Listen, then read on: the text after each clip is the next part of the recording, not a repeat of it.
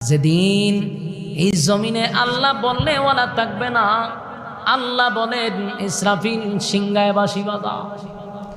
ইসরাফিল আলাইহিস সালাতু ওয়াস সালাম যখন বাঁশি বাজায়া দিবে রে, এটা যখন বাঁশি বাজতে থাকবে সাধারণ কোনো বিকট শব্দ না, এটা যত সময় যাবে বিকট থেকে বিকট, বিকট থেকে বিকট হইতেই থাকবে।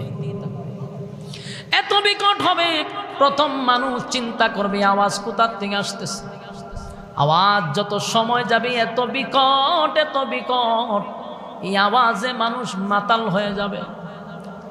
বিকট থেকে বিকট হতে থাকবে, মানুষ সব প্রাণী জগৎ কেউ বেঁচে থাকবে না, সব মারা যাবে আওয়াজের সুরে, মরে যাবে সব।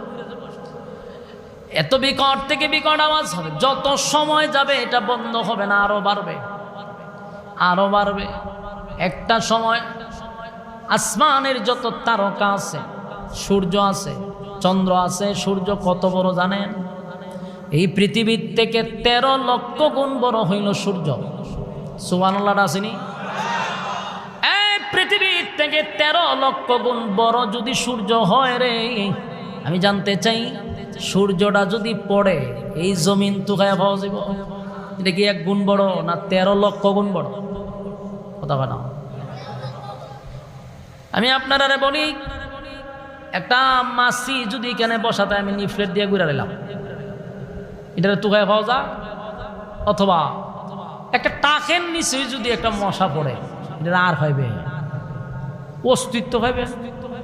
ঠিক তেমনি ভাবে সূর্যটা পৃথিবীর থেকে 13 লক্ষ গুণ বড়। এই সূর্যটা ভেঙে টুকরা টুকরা হইয়া জমিনে পড়বে, জমিনের অস্তিত্ব থাকবে না, জালজালা শুরু হয়ে যাবে। আমার যুবক ভাইয়েরা, শুধু তাই নয়, আসমানের তারকা আরো বড়। সূর্যটা যেমন 13 লক্ষ গুণ বড়, এই সূর্য থেকে এক একটা তারকা আরো কোটি কোটি গুণ বড়। সুবহানাল্লাহ।